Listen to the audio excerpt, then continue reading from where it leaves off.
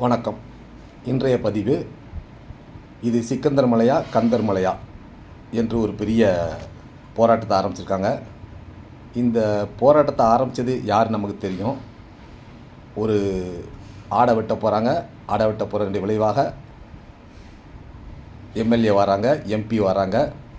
அவங்களும் போய் மேலே மாட்டுக்கறி வச்சு சாப்பிடுதாங்க.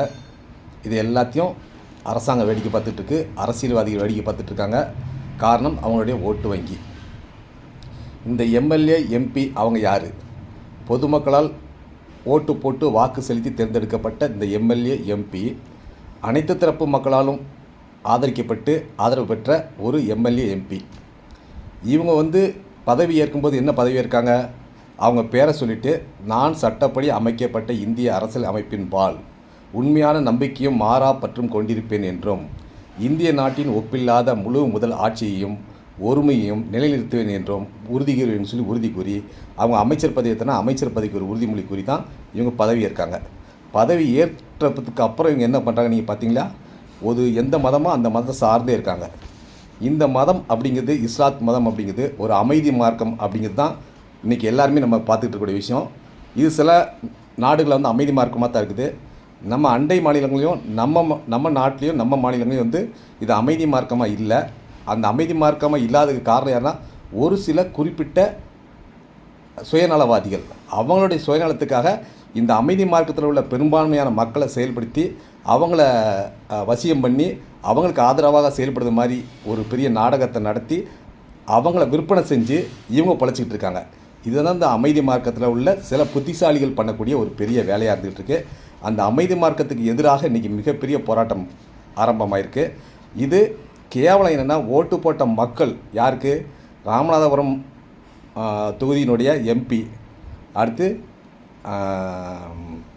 மணப்பாறை தொகுதியினுடைய எம்எல்ஏ, இவங்க 2 பேருக்கு ஓட்டு போட்ட மக்கள் ஒன்று கோபப்படணும், இல்லை அப்படின்னா வருத்தப்படணும். அப்படி 2ல் ஏதாவது நடந்தால் கூட அந்த எம்எல்ஏவோ எம்பியோ அவங்க ஏரியாக்குள்ளே போகும்போது கேட்கணும், சட்டையை பிடிச்சி கேட்கணும், நாங்களாம் ஓட்டு போட்டோமே, நீ என்னடா நமக்கு செய்ய வேண்டிய வேலை, மக்களுக்கு செய்ய வேண்டிய சேவைகளை செய்யாமல் நீ தேவையில்லாத பிரச்சனை பண்ணிக்கிட்டு இருக்க, உனக்கு எதுக்கு நாங்கள் ஓட்டு போட்டுருக்கணும் அப்படின்னு கேட்கணும். அப்படி கேட்டால் தான் வருங்காலத்தில் வரக்கூடிய எம்எல்ஏ எம்பி எல்லாருக்கும் ஒரு பயம் வரும். நம்ம இவங்க கேட்டுட்டு போன பிறகு இவங்க எல்லாம் பேசிவிட்டு இவங்க ஒரு தீயை மூட்டி விட்டு போயிட்டாங்க. நம்ம வேடிக்கை பார்த்துட்டே இருந்தோம்னா அடுத்து வரக்கூடிய அத்தனை பேரும் இதே வேலையை தான் பண்ணுவாங்க. இங்கே ஒரு விஷயத்தை நம்ம புரிஞ்சுக்கணும். நம்ம கந்தர் மலையா இல்லை சிக்கந்தர் மலையா அப்படிங்கிறது நம்ம கையில் இருக்குது. யார்? முருகனை வணங்கக்கூடிய முருக பக்தர்கள்லேருந்து தமிழ் கடவுளான முருகனை வணங்கக்கூடிய ஒவ்வொருத்தருக்கும் அவங்க கையில் தான் இருக்குது. இந்த ஒரு விஷயத்தை முடிவு கொண்டு வரதுக்கு இதை யாராலும் எதுவும் செய்ய முடியாது. இந்த சமுதாயம், இந்த பண்பாடு நிறைந்த இந்த சமுதாயம் ரொம்ப சாதுவான சமுதாயமாக இருக்குதுன்னு எல்லாம் நினச்சிக்கிட்டு இருக்காங்க. அது வெகுண்டு இழந்தால் என்ன நடக்கும் அப்படிங்கிறது யாராலையும் சொல்ல முடியாது. அதுக்கு நிறைய வரலாறுகள் இருக்குது.